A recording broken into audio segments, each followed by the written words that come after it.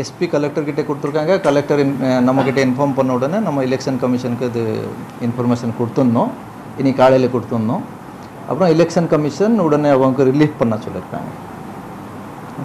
அந்த பிடிப்பட்ட பணத்தில் அரசியல்வாதிகளோ அல்லது வாக்காளர்களுக்கு கொடுக்கப்பட்ட பணமோ எவ்வளவு இருக்குன்ற மாதிரி இருந்தது? எல்லாம் பப்ளிக்கோட வியாபாரிகளோட பணம் மட்டும்தான் இருக்காது பிடிப்பட்ட பணத்தில். அதெல்லாம் நம்ம ரொம்ப கிளியர்லி நம்ம இப்போது சொல்ல முடியாது. ஏன்னா ஆஃப்டர் டீட்டெயில்ட் இன்வெஸ்டிகேஷன் தான் அதை சொல்ல முடியும். இப்போது ஆதாரம் எல்லாம் இல்லை, அப்பியர்ஸ் டு பி சஸ்பிஷியஸ், அந்த மாதிரி ஆதாரத்தில் நம்ம அது சீஸ் பண்ணிவிட்டு சம்மந்தப்பட்ட நம்ம ஒரு 3 மெம்பர் கமிட்டி இருக்கிறது அங்கே நம்ம கொடுப்போம். அப்புறம் இன்கம் டேக்ஸ் சம்மந்தப்பட்ட இருந்தால் இன்கம் டேக்ஸ்க்கு இன்ஃபார்ம் பண்ணுவோம். கஸ்டம்ஸ் சம்மந்தப்பட்ட இருந்தால் கஸ்டம்ஸ், ஜிஎஸ்டி சம்மந்தப்பட்ட இருந்தால் அந்தந்த துறைக்கு நம்ம இன்ஃபார்ம் பண்ணுவோம். அடுத்த நடவடிக்கை அவங்க எடுத்துருவாங்க.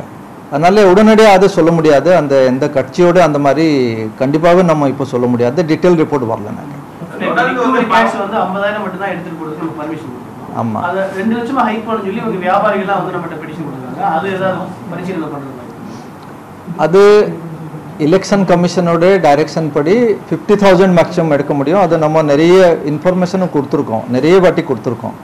அதுக்கு மேலே எடுத்துகிட்டு போகும்போது கண்டிப்பாக வேறு அதோடைய ஆதாரம் வச்சுக்கணும். இல்லைனாக்கா வேறு என்னென்ன நமக்கு ஃபெசிலிட்டி செக் டிராஃப்ட் அந்த மாதிரி இது பண்ணோம், அது இன்ஃபர்மேஷன் கொடுத்துருக்கோம். இந்த இதுக்கு நம்ம எலெக்ஷன் கமிஷனுக்கு ரெஃபர் பண்ணுறோம்.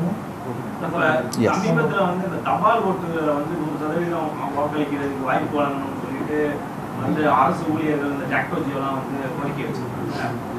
அதில் வந்து நிறைய இடர்பாடுகள் இருக்கு. தபால் மூலமாக வர்றதுல வந்து நிறைய பேர் வந்து சேர்றதே இல்லை, அந்த மாதிரியான பிரச்சனைகள்லாம் இருக்கு. அதில் என்ன நடவடிக்கை?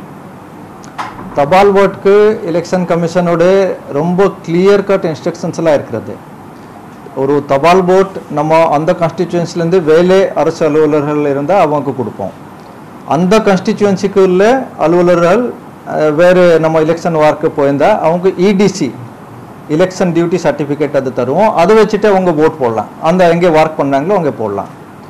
அதனால் அது இன்ஸ்ட்ரக்ஷன்ஸ் எல்லாம் ரொம்ப கிளியராக இருக்கிறது. இப்போ அதில் ஏதோ சேஞ்ச் பண்ணுறதுக்கு நமக்கு வாய்ப்பு இல்லை.